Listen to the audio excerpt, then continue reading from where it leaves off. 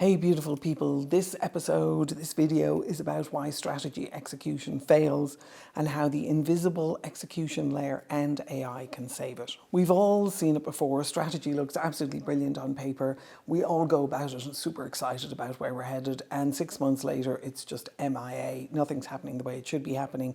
We're not attacking the markets the way we should be. We're not producing the customer results we should be. We haven't delivered the product on time, and we're sitting there left asking ourselves, why does this keep happening? In this episode, we're going to uncover the hidden execution layer and the supporting executional intelligence that allow us to be able to deliver on time, with value, over time, consistently. The hidden execution layer is where the breakdowns happen, and they're invisible breakdowns to us that we try and manage through other mechanisms. I'm also going to talk to you about how AI can actually help us and give us not just visibility and transparency into our execution layer, but also predictive capability for managing the potential breakdowns in our execution layer. 90% of strategies fail at the point of execution. I want to talk to you about why that is. It's not just strategy that's broken, it's your execution system. It's the supporting system for delivering on the strategy that's broken.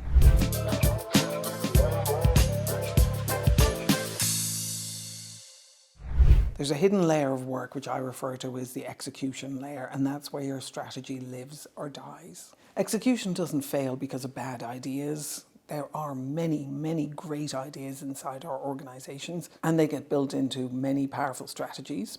But powerful strategies are nothing if they cannot be executed. And execution fails because of the invisible breakdowns. It's tempting to blame poor results on unclear strategy, underperforming talent, lack of effort, or bad communications. But in reality, the world is moving faster than our coordination capabilities, and the gap between what we can discover and what we can actually execute is growing significantly. Once we start layering AI into that, and particularly AI as it relates to, for example, drug discovery, that gap is going to continue to grow over time. Our executional intelligence, our ability to take brilliant ideas that we can create with AI and make them real in the world is going to be one of our core capabilities and core strengths, because that's where we are orchestrating tens, hundreds, thousands of human beings to deliver on value for the rest of the world. There are two operating layers within organizations. There's the visible layer, which we are all aware of, which we live and die by at the moment, and it's the org charts, the dashboards, the meetings, the deadlines, the Slack channels, the Teams chats, the endless discussions that we need to have around what it is that we're attempting to do. This is easy to track and easy to see because it's published and it's transparent, but it's oftentimes misleading, because what we're doing with it is we are treating it as if it is our visibility into what I refer to as the execution layer, which is truly invisible to many of us. The execution layer is the commitments, the trust, the implicit expectations, the coordination breakdowns that happen. It's invisible until it's too late. It's invisible until it's snowballed to a point where we're not able to deliver on our projects on time. The execution layer is where real promises and real contracts between human beings are made, where trust is either built or broken, and where coordination either flows or fails. Most leaders don't know how to see it, and they don't know how to manage it. I want to introduce you to that. I've done another video in this series. I'm doing a series of 20 videos on this because I think it'll be helpful for all of you. But I'm doing another video on this, which is referred to as What is Executional Intelligence? Go have a look at that and let me know what you think in terms of a different understanding of how it is work gets done and how we deliver value. What breaks in the execution layer when strategy fails?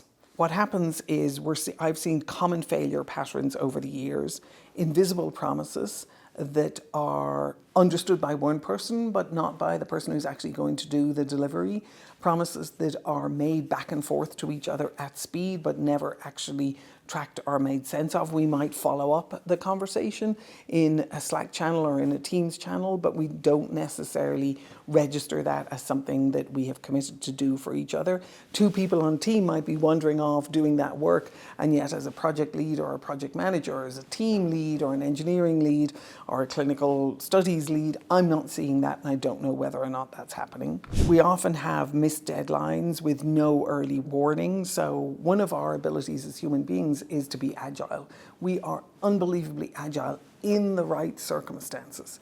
The execution layer allows us to actually be able to amplify that agility, and by doing that, we create a project that is itself more agile. And I understand that, all the practices of agile for project management have tried to capture some of that, but they haven't been as successful as they could be if they understood the execution layer and they understood where the real work actually gets done. Endless rework because of misaligned expectations. So many times, and I'm sure you've been on the receiving end of this, someone will lob something into your inbox, they'll ask you to do something, you'll deliver on it to the best of your ability. They haven't taken the time to understand what is really going to deliver satisfaction for them. Many times you'll be in a position where somebody has asked you to do something. You don't know exactly what they're looking for. They don't know exactly what they're looking for. This is particularly relevant when it comes to reporting on project metrics or project success or project progress. And you'll keep going, was this going to work? Is this going to work? Is this what it is that you're looking for? And that amount of rework that you're doing there is because the person who was making the request in the first place didn't understand what it was that they were really looking for and hadn't had the conversation with you. So you're jumping into delivery before you really have an understanding of what it is that they're trying to understand, be transparent for themselves, make happen. We don't understand their purpose behind it. We don't understand the context. We don't understand their conditions of satisfaction. What is going to satisfy them when it comes to making requests of you? So that rework, if you think about that, if you've had even one instance of that in the last week, recognize that your team has probably had thousands. And then we multiply that by the amount of time that they're doing rework. We're eroding our project budget, our project resources, and our capability for delivering success on time and on budget. The other thing that this produces through the invisible promises, the missed deadlines, the rework, is that we get team burnout, because those things destroy trust over time, and they also strip people of their understanding of context and their purpose of why it is they came to work in the first place, which is usually to deliver value for others, to have their name on something incredibly successful, to be part of a team that delivered an incredible drug that saved and improved other people's lives.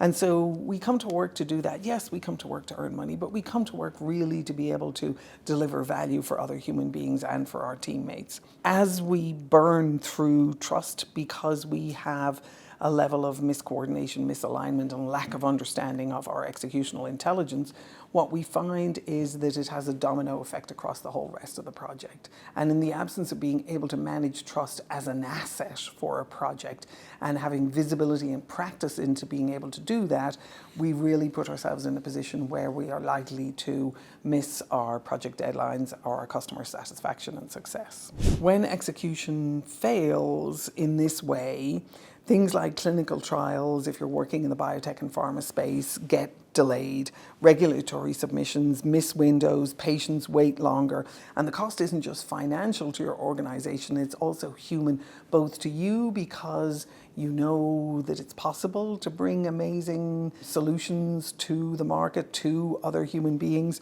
but also to your organization because that costs millions in terms of wasted research and effort. So when we think about executional intelligence in the context of delivering on successful strategy, we're making the invisible visible and we're making it executable. So executional intelligence, which is sometimes referred to as XQ or EXI, executional intelligence, it is our ability to translate strategy into concrete action.